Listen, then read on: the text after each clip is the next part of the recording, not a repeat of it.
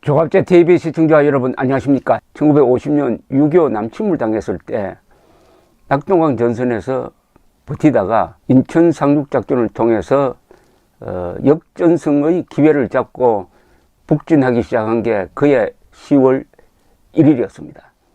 10월 19일에는 평양을 점령을 했습니다. 며칠만 더 밀어붙이면 북진 통일이 되겠구나 하는 희망에 부풀어 있을 때 그해 10월 19일 모택동은 30만 명을 보내서 북한 산악지대에 숨겨놓았습니다. 이걸 무시하고 메가더 사령관이 진격을 계속하니까 10월 하순에 반격을 합니다. 그때는 한국군만 골라서 주로 치고 뒤로 싹 빠져버렸습니다. 이때 메가더 사령관은 결정적 오판을 합니다. 개입한 중공군은 많아봤자 몇만 명 수준이다. 그래서 한 달 뒤 11월 하순에 크리스마스 공세라는 별명을 붙인 작전을 명령합니다. 북진 통일을 눈앞에 두고 있다. 이제 크리스마스까지는 한국 상황을 정리하고 고향에서 성탄절을 즐기게 하도록 만들겠다 해서 크리스마스 작전이라고 불렸습니다. 이때 숨어있던 중공군이 대반격에 나섭니다. 제대로 준비가 되지 않았던 한국과 미군은 총퇴각하는 수밖에 없었습니다. 중공군은 무기는 별로 없었어요. 탱크도 없었습니다. 항공기 의무도 받지 못했습니다. 그러나 야간 전투를 잘하고 추위에 잘 견디고 숫자가 많고 하니까 우리 국군, 미군을 포함한 유엔군이 전면 퇴각을 하기 시작했습니다. 그리하여 지금도 이어지고 있는 이산가족 비극이 이때 생깁니다. 메가더가 원자폭탄을 쓸지 모른다 하는 공포감으로 해서 또 자유를 한두 달 정도 맛본 북한 주민들이 그 추위에 가족을 데리고 남하하기 시작했습니다. 이걸 흔히 발로한 투표라고 합니다. 발로서 북한 체제를 거부한 거죠. 흥남철수 이어서 1월 4일 다시 서울이 중공군 수중에 들어갑니다. 이때 메가더는 총퇴각을 명령하면서 트루만 행정부에 정원군을 보내달라. 그리고 장개석 군대도 사용하게 해달라. 중국을 폭격하게 해달라. 중국을 해안 봉쇄하자 등등의 요구를 합니다. 흔히 원자탄을 쓰자는 이야기를 했다고 하는데 그것은 아직 증거가 없고 오히려 트루만 대통령이 원자탄을 쓸 수 있다는 발언을 했다가 취소하기도 했습니다. 그리고 메가더는 요구를 들어주지 않으면 한국 방어가 곤란하다. 한국을 버리고 철수해가지고 일본을 제대로 지키는 게 어떻겠느냐 하는 건의까지 합니다. 이때 트루만 대통령이 브레이크를 걸었습니다. 트루만 대통령은 이런 작전 명령을 내립니다. 끝까지 싸우라. 금강까지 만약 후퇴할 것 같았어도 버틸 수 없다면 그때는 철수하라. 그러나 미리 철수는 안 된다 라고 했고, 애틀리 영국 수상이 와가지고 한국을 포기하자고 설득할 때는 트루만 대통령은 이런 이야기를 합니다. 미국이란 나라는 친구가 어려움에 처할 때 버리는 나라가 아닙니다. 우리가 한국을 버리면 우리 믿고 싸웠던 사람들이 다 학살당합니다 라고 딱 거절을 합니다. 트루만이 두 번째로 한국을 살리는 순간이었습니다. 6.25 때 그리고 중공군 남침 때.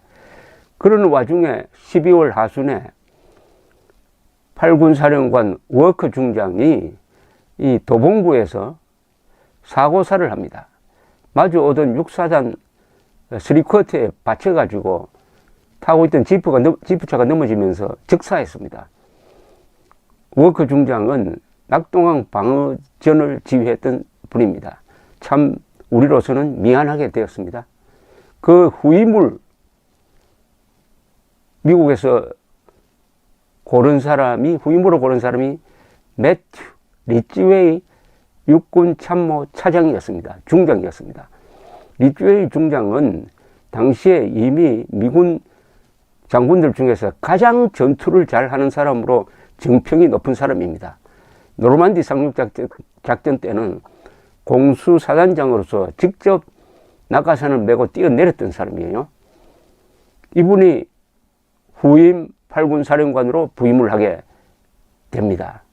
매튜 리찌웨이 장군이 등장했습니다. 리찌웨이 장군은 한국에 부임하자마자 누굴 찾아갔냐 하면은 불안에 떨고 있는 이승만 대통령을 예방을 합니다. 그때 일사후퇴로 다시 수도를 비운 이승만 대통령은 임시로 대구에 가 있었습니다. 그래서 대구로 이승만 대통령을 찾아갔습니다. 리쭈웨이 장군은 100살까지 산 분입니다. 이분이 남긴 그 회고록이, 코리안 워라는 회고록이 아주 중요한 문서입니다. 여기에 보면 이런 대목이 나옵니다. 나는 이 완강한 전사, 바로 독립운동가 이승만을 이렇게 지칭했습니다. 이 완강한 전사를 만나 내가 8군을 일본으로 철수시키기 위해 온 것이 아님을 말해주고 싶었다. 그는 약간 경계를 하면서 나를 맞았다. 나는 악수를 하면서 마음에서 우러나온 말을 했다. 말을 돌려서 할 시간도 없었다. 만나 뵙게 되어서 반갑습니다. 대통령 각하. 여기 오게 되어서 기쁩니다. 저는 여기 머물려고 온 것입니다. 이 말을 그는 기다렸던 것 같았다. 그는 태양처럼 환하게 웃으면서 눈에 물기가 고였다. 그는 두 손으로 나의 손을 잡았다. 이 리쭈웨이 장군은 신사였습니다. 이 회고록을 읽어보면은 이분의 인간됨이 그대로 전해옵니다. 이 미국의 장군들은 이 교양 있는 분들입니다. 이게 다른 나라의 군인들과 차이가 바로 이겁니다. 리쭈웨이나 메가드나 뭐 여러 유명한 아이젠하워, 마셜 같은 분들이 남긴 글과 이 말을 보면은 그야말로 문무겸전의 아주 교양 있는 신사 같은 군인이죠. 이 회고록에 이런 장면이 나옵니다. 1951년 1월 1일 리쭈웨이 장군은 서울 북쪽으로 가서 후퇴하는 한국군을 바라보고 회고록에 적었습니다. 한국군이 무질서하게 무기를 버리고 지휘계통도 무너진 채 퇴각하는 모습을 실감있게 그렸습니다. 리쭈웨이 장군이 차에서 내려가지고 한국군이 붕괴하는 그걸 막아보려고 했지만은 공포에 질린 한국군은 미군 사령관의 말도 듣지 않고 도망가더라고 적었습니다. 이런 장면을 묘사를 했습니다. 그 장면은 평생 잊을 수 없을 것이다.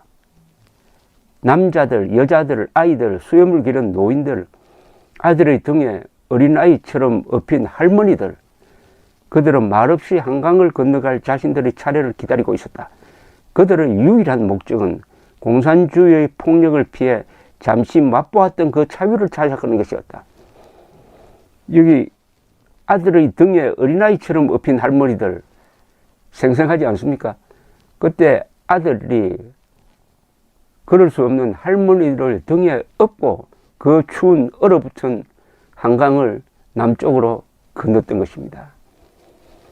리쭈웨이 장군은 이런 글을 남긴다. 이게 1월 하순에 이 미군 장병들한테 보낸 편지입니다. 제목이 우리는 왜 여기 있는가? 우리는 무엇을 위해 싸우는가? 하는 문장입니다. 저는 이 문장을 읽고 하도 감동을 해가지고 번역을 해서 제가 조갑제닷컴에 싣기도 하고 책을 낼 때는 꼭 이 편지를 붙입니다. 이게 군인이 이런 글을 쓸 수 있다는 걸 한번 여러분들 제가 읽어 드릴 테니까 느껴보시기 바랍니다. 6.25를 대표하는 몇 가지 명문장이 있습니다. 트루만 대통령의 연설, 이승만 대통령이 트루만에게 보낸 편지, 메가드 사령관이 의회에서 연설한 유명한 노병은 죽지 않고 사라질 뿐이다. 그와 비견되는 명문이 바로 우리는 왜 여기 있는가?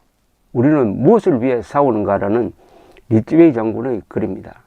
이 리츠베이 장군 덕분에 우리가 지금 이렇게 혹한을 견디면서 편안하게 즐기고 있습니다. 리츠베이 장군은 중공군의 전선이 저 수원 남쪽으로까지 내려왔을 때 부임을 했습니다. 그리고 전선을 돌아다니면서 미군들의 사기를 진작시키고 다시 반격태세를 갖춘 다음에 그해 2월에 다시 반격작전을 펴니다. 그리하여 3월 중순에 다시 서울을 탈환하고 전선을 38선까지 밀어 올립니다. 바로 서울을 탈환한 작전, 그리하여 트루만 대통령이 고려하던 한국 포기를 안 해도 되도록 만든 사람, 이분이 매튜 리츠베이 장군이라는 것을 기억하고 제가 지금부터 읽어드리는 글을 감상해 주시기 바랍니다. 대한민국 전망이 걸렸던 그 추운 겨울을 상상하시면서 한번 들어주시면 좋겠습니다. 내가 한국에 온 지난 수주 동안 제8군 장병들의 마음속에 두 개의 절실한 의문이 있다는 것을 알게 되었다. 그것은 우리는 왜 여기 있는가? 우리는 무엇을 위해 싸우는가이다.